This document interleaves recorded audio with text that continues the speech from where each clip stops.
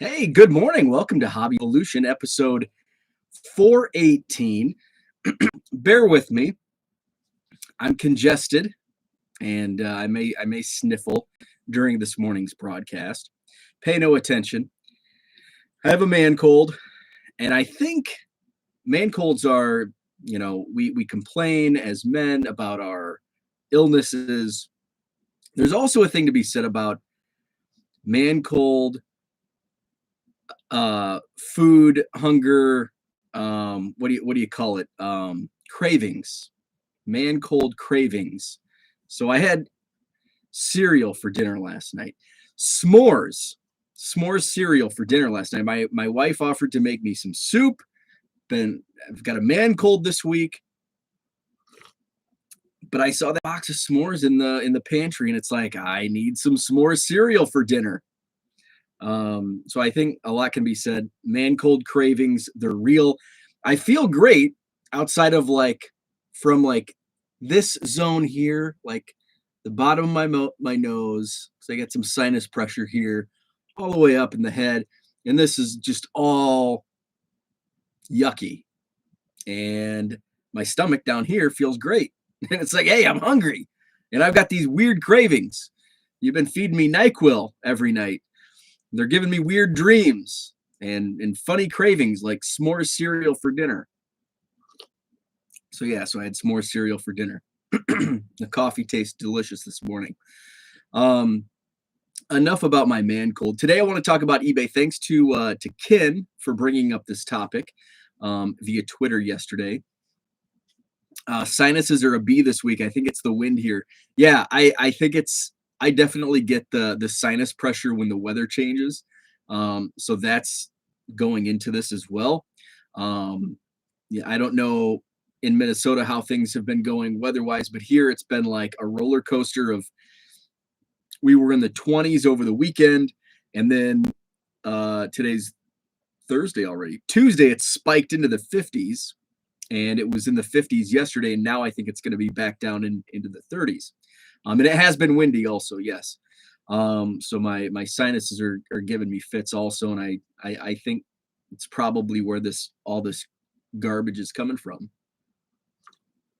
So want to talk about eBay watch list, the importance of using it both as a buyer and a seller.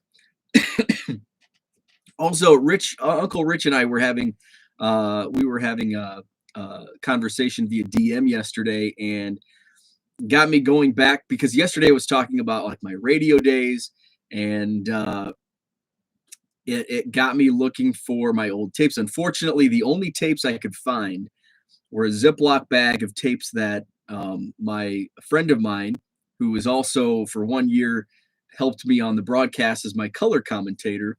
I have some play-by-play from I think 2005 high school basketball. Those were the only tapes I could find. I thought I had like some tapes that I saved, but I think everything went away. But I was looking yesterday morning. I got on a nostalgia trip, and I used SoundCloud when I was at the university during my days doing play-by-play for football and basketball at the Division I college level. And it took me back. There were some interviews with our head coach. There were some highlight clips I put together, and it's like, man, I missed that. And I think it wasn't necessarily the job itself. I don't miss the paychecks because if anybody's familiar with radio, especially small market radio and low Division I, low mid major, the pay is you're not doing it for the pay, that's for sure. But the experience, I was in my late 20s at that point, was amazing. Calling play by play for the Michigan Wolverine, not for, but playing the Michigan Wolverines at Michigan at Chrysler Arena.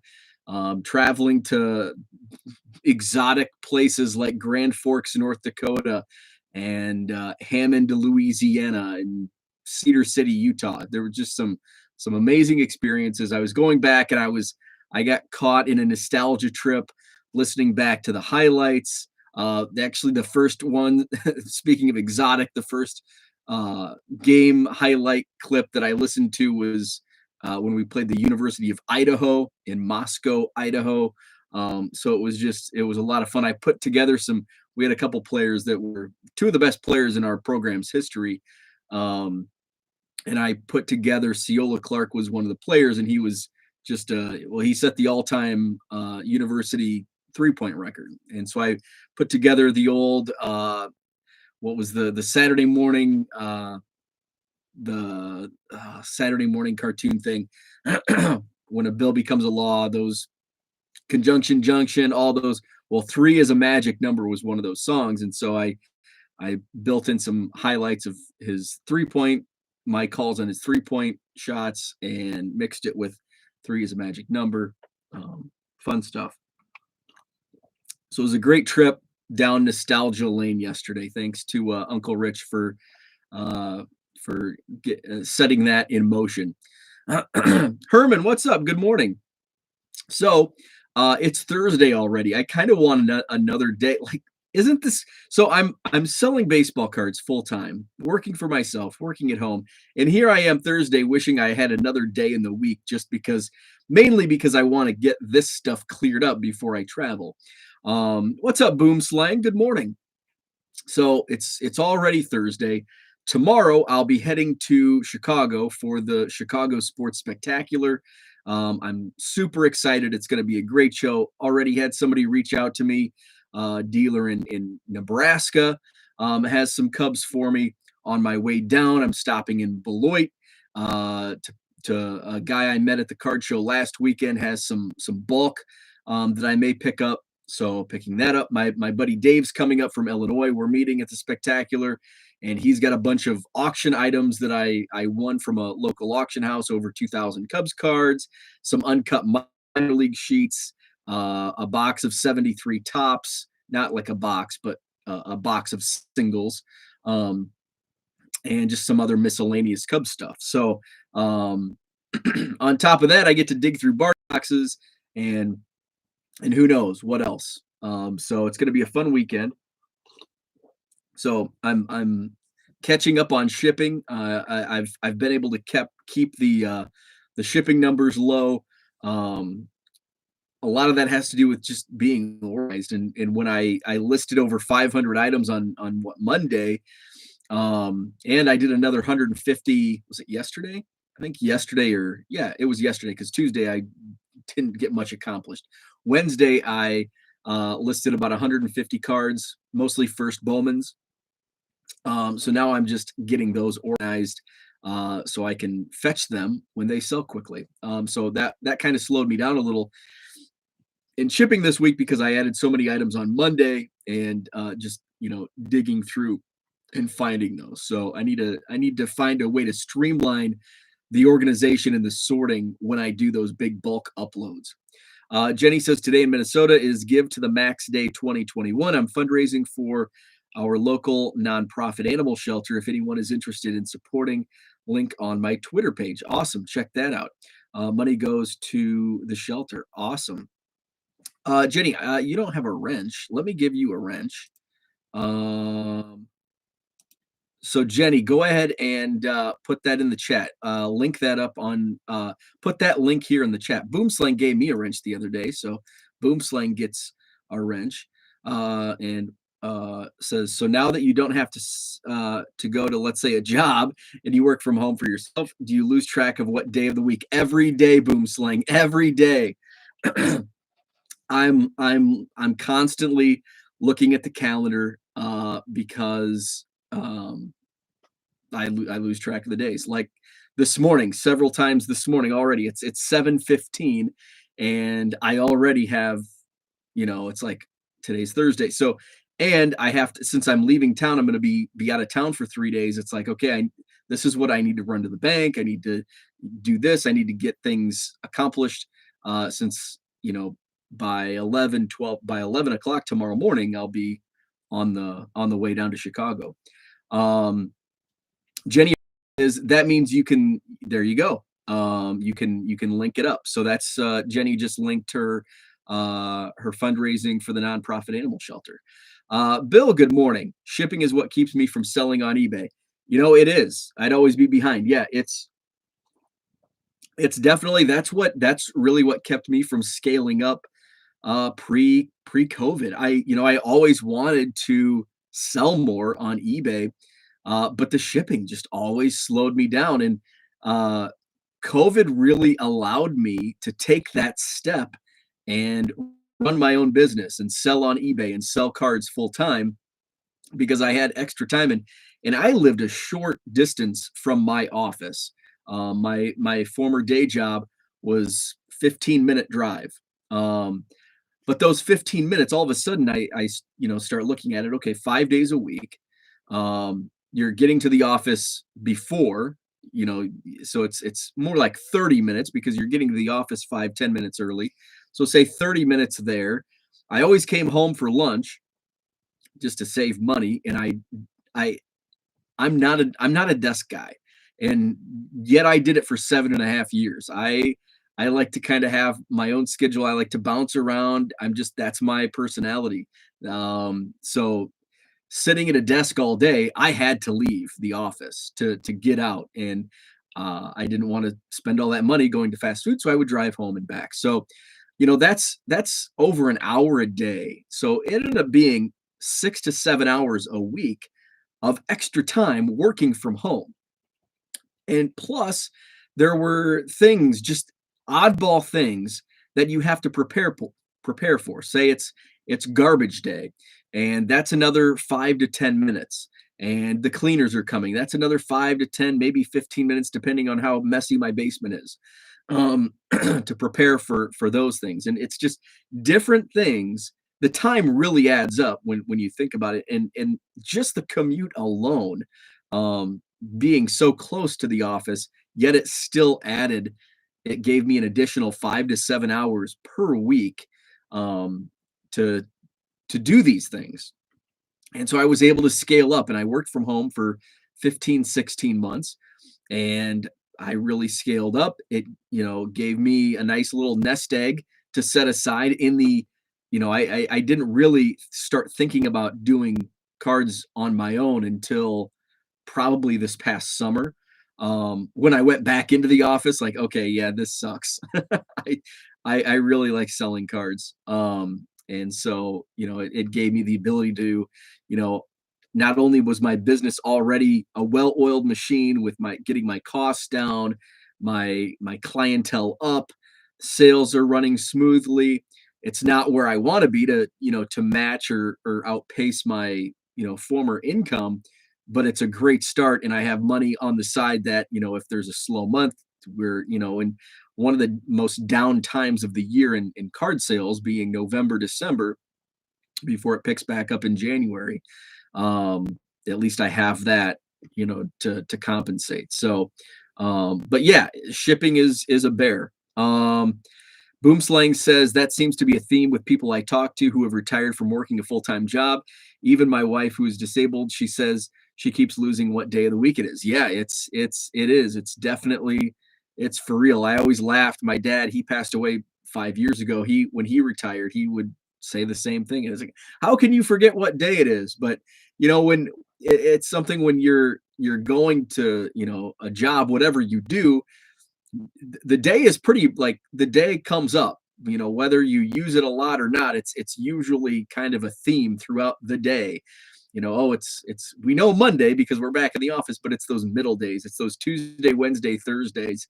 So I'm always aware of Monday, and I'm always aware of Friday, but it's those Tuesday, Wednesday, Thursdays that I'm always, what day is it?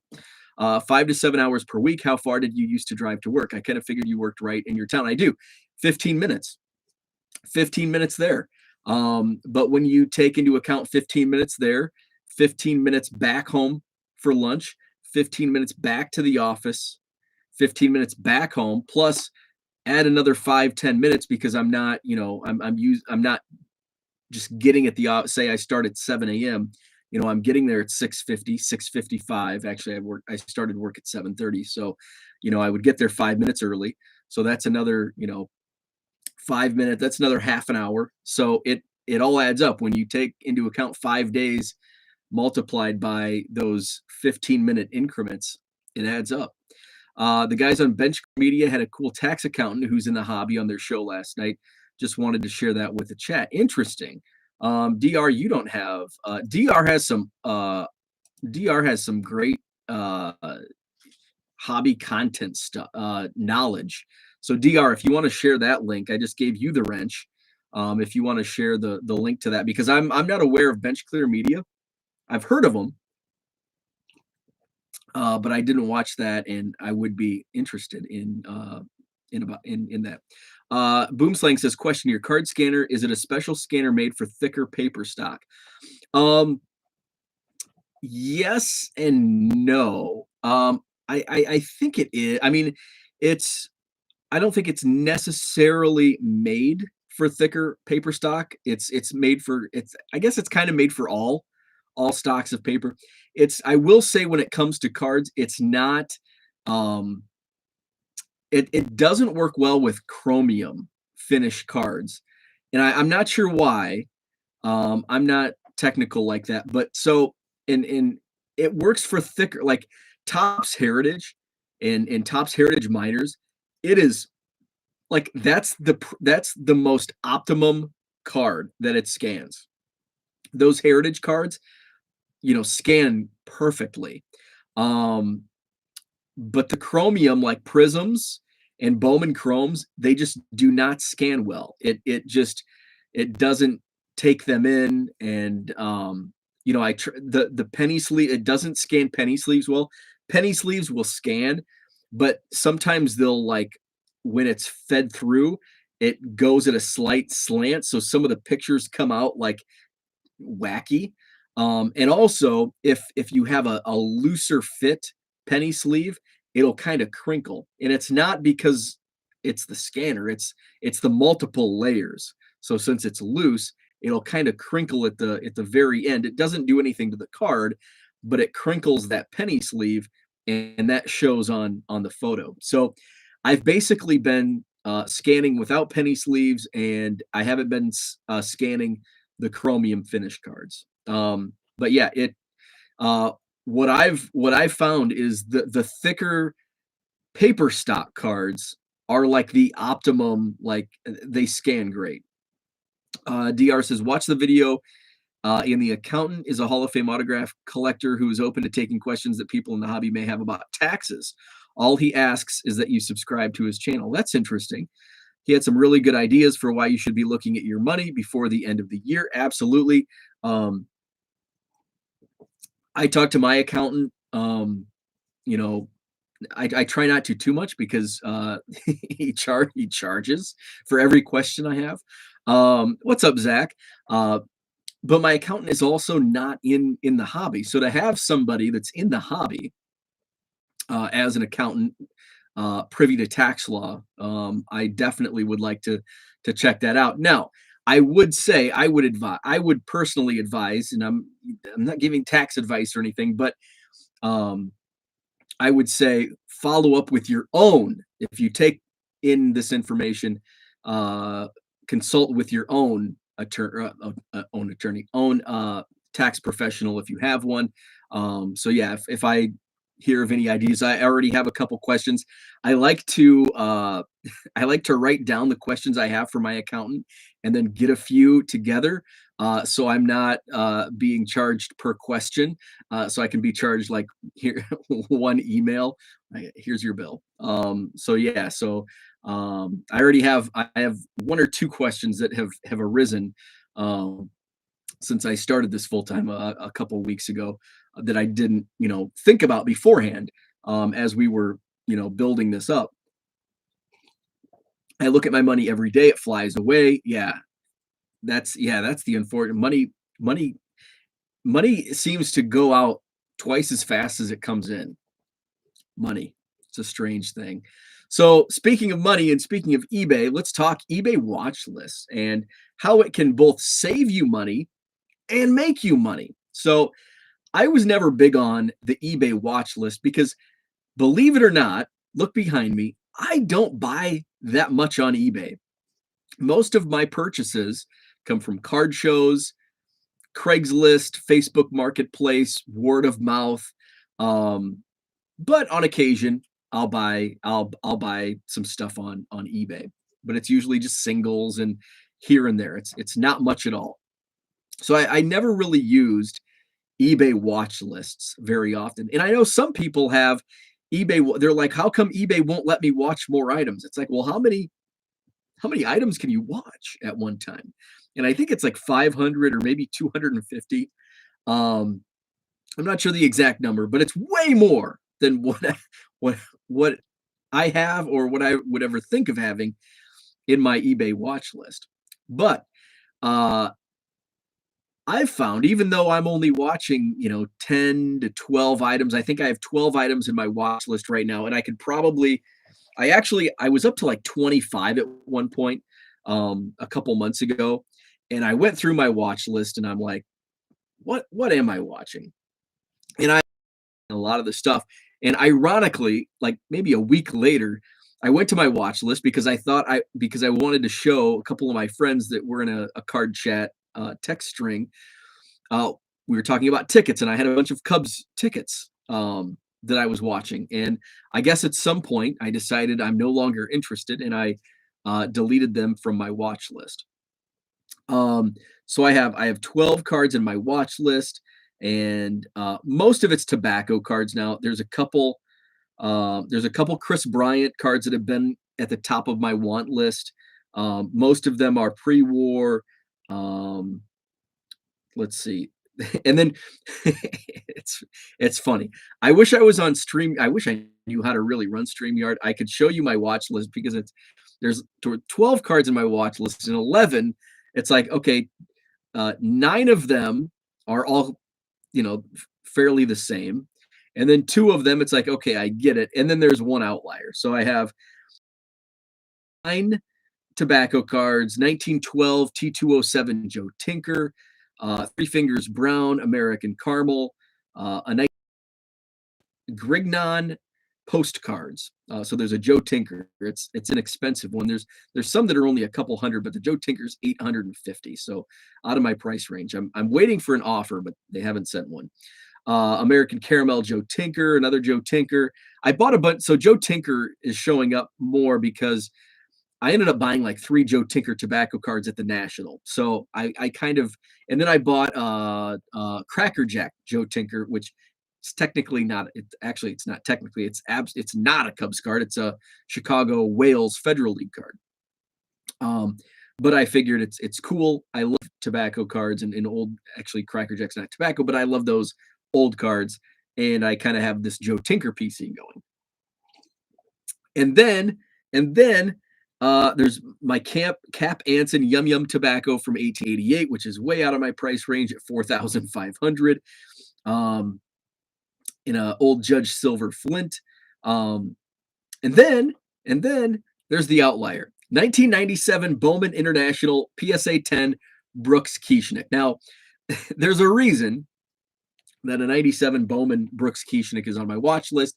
Uh, Brooks Kieschnick and I shared the same birthday, June 6th. Um, and a few years ago, after I had started the project, I mentioned that and I said, "Hey, happy birthday to my birthday buddy, Brooks Kieschnick." He followed me back, and we actually exchange on Twitter. We actually communicate via Twitter. And I bought a game used Brooks Kieschnick bat from a collector. Before I did, I asked Brooks, "Hey, is this legit? Is this actually game use?" He says, "Yeah, that's real.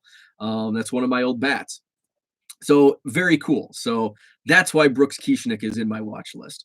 Um, so I'm going to go to the chat before I get into the meat and potatoes of my watch list talk. I find I'm slowly being priced out of the hobby. If I retire, my income will be cut in half.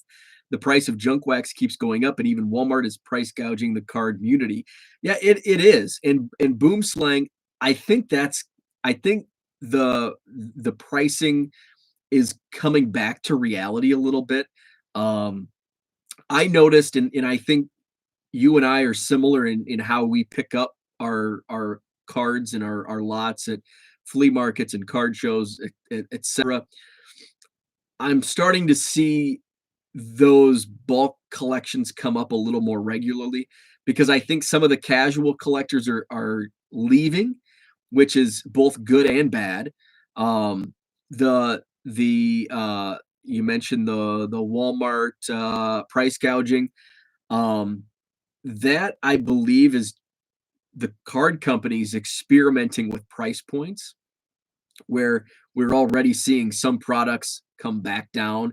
And those like Panini, especially Panini is setting those prices, not Walmart or Target. So some of those blaster box prices, that's actually coming from Panini. And Panini said several months ago, is it DJ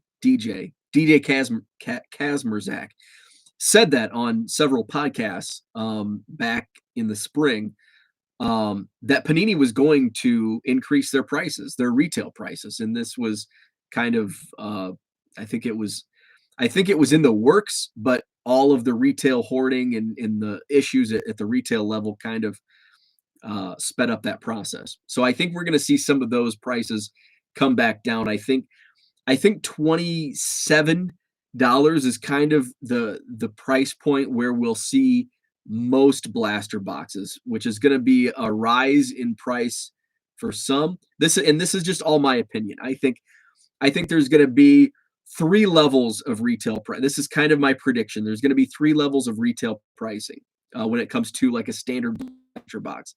I think your low end products, and I'm talking Topps Big League, Topps Opening Day. I think those are going to be like in a $20 price point. I think most other stuff is going to be in a $27 price point, and that's your flagships, your Ginters, your Heritage, etc. And then I think your when it comes to more of a special like a Chrome Mega Box, those are going to be in the $40. And then there's, if the autographs are going to be the $80 boxes or whatever. But I think that's going to be your price point. Again, only mere speculation and opinion and a prediction on my part. I have no information if that's true. That's only my opinion. Panini, I think it's going to be. I think Panini base price is going to be 27. I don't think they're going to have a $20 blaster box. I think Panini will have their floor blasters at 27, and then probably like a $35, $40 for the Prisms, which they can get more. I mean, Prism basketball, they could price a blaster at 60 and be okay. They're still going to sell out of it. So that's pure speculation, opinion, predictions on my part. Newsflash, he's no longer a Cub, talking about Chris Bryant. Let's see. Card collecting addict, good morning. I seem to max out my watch list mainly due to my ADHD, but hey, I manage. There you go. And I'm going to circle back to the watch list. That's the main topic. And yes, I'm getting there. I apologize. I've just been going off on tangents. Speaking of waiting for offers, how soon do you send offers once a watcher? I send them every night before bed. Great question. I'm going to tackle that in just a moment. That Pudge I posted the other day, I've been watching and searching for socks for months. Finally found one. Zach, are you on your phone? Bill says mine stays at around 250. Wow. But I use it not just for things I want to buy, but also to keep up with what folks are paying for certain items that I already own or hope to own one day. I'm glad, Bill, you brought that up because that's a point that I wanted to talk about. Sometimes when I'm watching a card and an offer never comes, I will unwatch the card for a couple hours and then rewatch the card. And sometimes an offer comes in. Okay, so I think a majority we're going down that road in the chat. So let's tackle that. I'm just seeing a Twitter guy hits a Baker Mayfield auto and the breaker randoms it. So let's go back to the watch list. I'm gonna go to Bill's comment. His watch list is at 250, but he uses it not just for things he wants to buy, but also to keep up with what folks are paying for certain items that he already owns or to own one day. And I love this because that's what I see a lot. And I think that's a lot of times I notice when I have, say I hit a big name auto in a Bowman product. I say it's Jason Dominguez from 2 years ago. So you pull a Jason Dominguez color or auto and you put it as a buy it now. You're going to get it instantly. And especially the closer to release date, you're going to have more watchers because there's more people mainly interested in seeing, okay, if this sells, I want to know how much it sells for. So there's a lot of people that watch items that have no interest in buying. They just want to test the market, or maybe it's a rare card, or it's just, and Bill brings up a great point that I may actually put a watch on some cards that I'm sitting on, that I'm kind of speculating on, that I think the values are too low right now, so I don't have them listed. But I am waiting for an entry point to list them. So I may put those on my watch list just to see, okay, is this going to sell? What's it going to sell for? How fast is it going to sell? So you can utilize the watch list in several different ways, and that's one of them. Just watch items to see if that item sells. It's almost like a direct comp that you're tied to. You have the card, and you're interested in what somebody else, what theirs is going to sell for. Let's see. So Jenny, I'll tackle her comment on the selling point. I want to focus on buying right now as a buyer, and as a watcher yourself. So keep it there. DR says, sometimes when I'm watching a card and offer never comes, I will unwatch the card for a couple hours and rewatch. I've also done this. In the instances where I'm a watcher because I want the card at a better deal and there's not a best offer, and sometimes even if a best offer is accepted, I'll still watch the item for a period of time, a week, 2 weeks, just to see if an offer comes. And an offer that is sent to me may be better than what I was willing to send the offer. Say there's, just use a round number, $100 card. It's $100 or best offer. And it's like, I like that card, but I don't know. Maybe I would send an $80 offer. But hey, a month goes by, 3 weeks goes by, they haven't sold it. They want to cash out. They send me an offer of $65. And I was willing to buy it for 80. So sometimes that happens. And sometimes they may send you an offer of $5 off. And it's like, I'm not. And then that kind of sours me, just personally. Because now it's like, I'm not interested. Or maybe it's like, if I really want the card, I guess if I really wanted the card, I would have, offered right away. But it's like, I'll counter at 80 if the option is there. So those are some of the things as a buyer. But I always watch items, because sometimes you'll get an offer right away, and it's like, maybe it's not even a best offer accepted. Maybe there's a card that, maybe there's a Brooks Keeshnet card that's $10.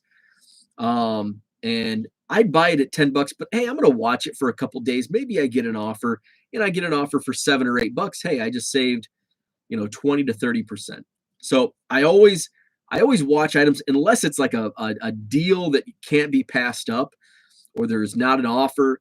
I always watch an item just to see if the seller will extend the offer to me. So watching is a great way as a buyer to save money, as the seller now has the ability to send offers to watchers. So if you're not familiar, eBay, and this just started about a year ago, if you're watching an item, eBay will allows the seller of that item to send an offer to all watchers. Now, the seller doesn't know who's watching the items, but there could be one watcher, there could be 12 watchers. And so the seller, it's been up for X amount of time. Say it's a $10 card, and he's like, okay, it's been sitting for a few weeks. I've got 12 watchers. I'm going to send an offer for $8. And of those 12, whoever is first to accept it gets the card for that offer of $8. So it's great for the seller. And it drives more sales. It's helped me drive way more sales because, like Jenny mentioned up here in the chat, she mentions how soon do you send offers once a watcher? And so my strategy, and we're going to go to my watch list, or my offers list. So as a seller, it comes up as send offer to buyers, which I just love this feature, because I make so many more sales, and I don't, and who knows, we don't really have hard stats on would these watchers have bought at full price. We have no idea. But to me, it feels like I'm making more sales by offers.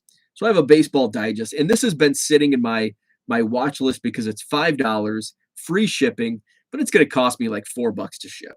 So I haven't extended any offers. In fact, I'm probably just going to take it out of my eBay store because so I have two interested buyers. So usually, so if this was a card, I could send in an envelope, and it's $5. Say it's been in my store. This has been in my store for a year and a half, probably. I would probably send an offer of like $3 because I can send it on the cheap in an envelope. There's two buyers. Since there's two buyers, I may say $3.50 because there's two people interested. If there's only one person, I'm going to give a great offer, $3. It's been sitting in my store for a while, $3. There's two buyers, maybe I'll go $3.50. If there's like 12 watchers, then I'm probably going to go $4.50. It all kind of depends on how much interest this item has, how long the item has been in my store. This particular item has been in my store for an extended period of time, so I just want to cash out. But if it's only been in my store for 12 hours, 24 hours, I'm going to probably give a limited offer. If it's a $5 item, I'm probably going to start with $4.50.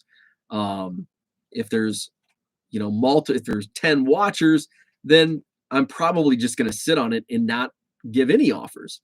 I'm just going to let it ride. And a week goes by, it hasn't sold, then I'm going to be more willing to extend an offer. So Jenny's question, tackling that as a seller.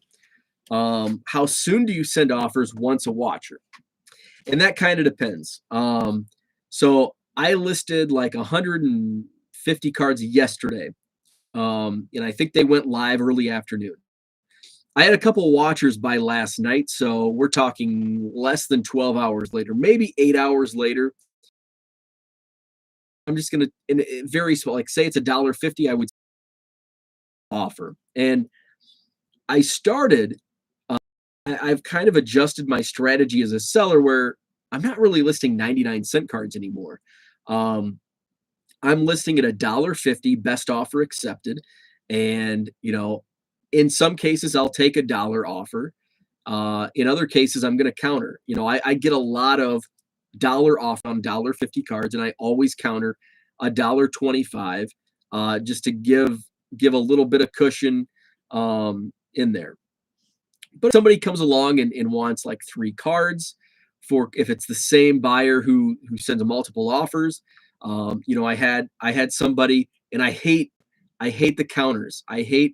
It's like, here's my price, but I'm willing to go less, but I'm only willing to go one less. I'm not going to get into this counter offer battle over a nickel and a dime. It's like, here's my price, you send me an offer, and I counter. That's it. That's my final price. And so I had somebody, and they had like 12, and I'm glad it worked out. It did work out. This particular instance worked out where I had a buyer send me an offer on like 12 items, all $1. Actually, there were like 4, send me an offer of 99 cents on cards that were listed at 99 cents. I don't know why that happens. But had an offer for 12 cards, all $1. And so the $1.50 cards I countered at $1.25. I just ignored the offers on the 99-cent cards. And they countered each one of them $1.10. And it's like, I'm not getting into this. So I just declined. I declined every one of them. And a few hours later, they actually came back and they sent me offers for $1.25 on all the cards. So it worked out in the end. But I hate the counter offer, the nickel and diming counter offers. And I get it as a buyer. If it's $1.50 card and as a buyer you submit $1 offer and the seller comes back at $1.25, I'm sure that annoys some people, but that's the price I'm willing to go down. Now, if you send me, if there's like 50 cards, 25 cards, even 20 cards, I would accept $1 offer.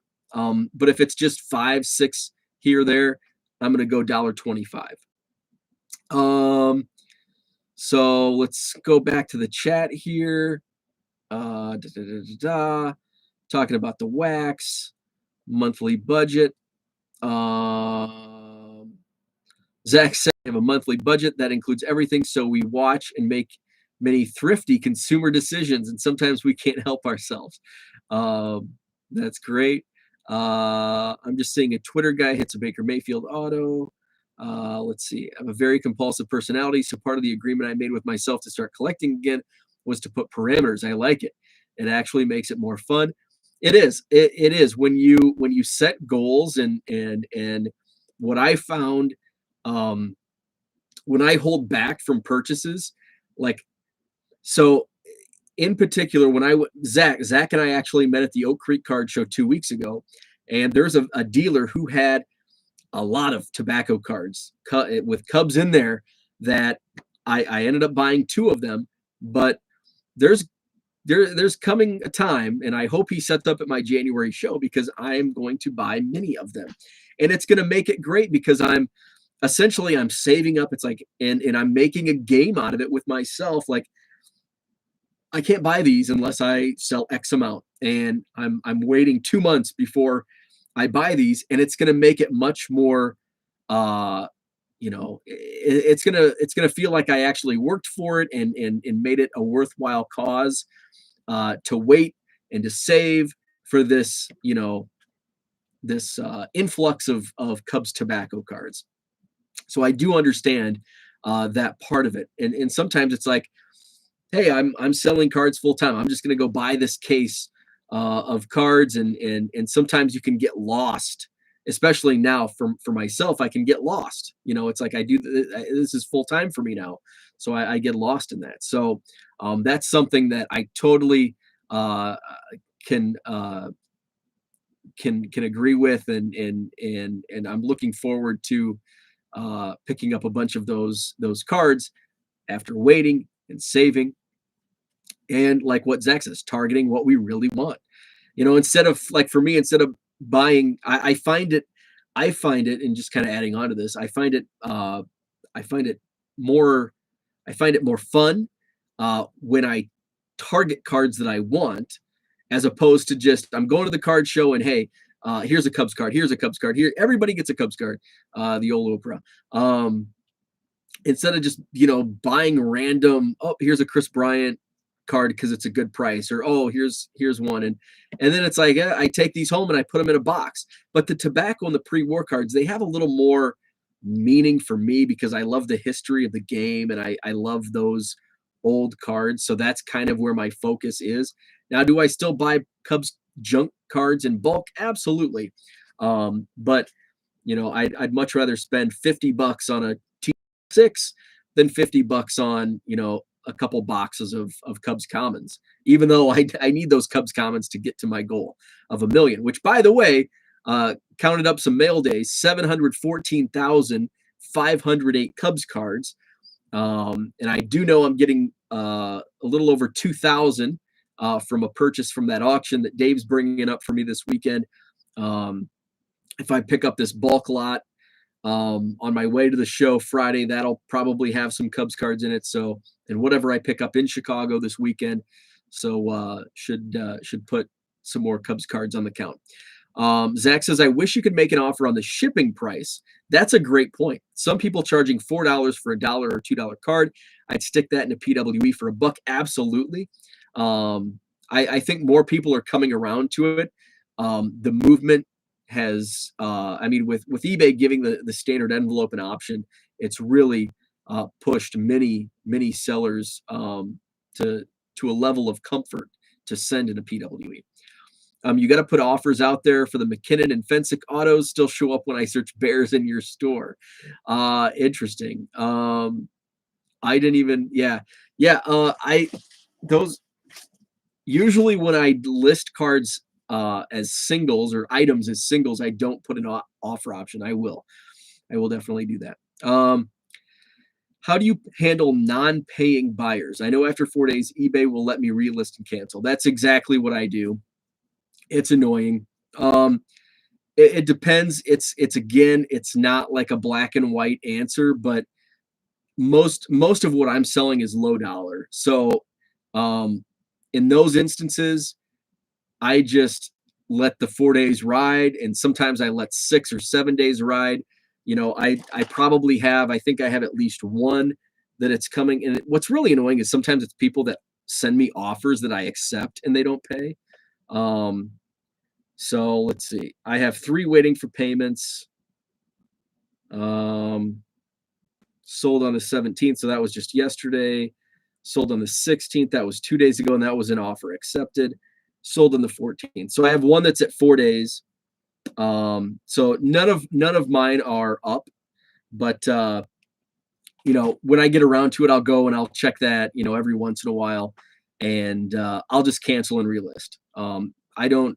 I think eBay automatically sends like a reminder for me. And then if they don't pay after the 4 days or whatever, I just cancel relist. I don't bother messaging them. If it's a higher dollar card or an auction, I'm usually pretty quick, especially if it's like a new product and it was at auction, and this is why I don't like auctions. I'll reach out like after 2 days and be like, hey, can I expect payment? If I don't hear anything back, as soon as that 4 days is up, boom, I'm canceling and relisting. Let's see. DR says buying from people at your show seems like good business to help them feel good about your show too. Definitely. I always try to buy at least once or twice per show from a vendor. Not from every vendor, but I try to give business, and there's some that just always have stuff that I like, and I'll buy. But yeah, I always try to buy from various vendors at my show. And I think that's good. And I think that can be said not just for the promoter of the show, but just for vendors in general.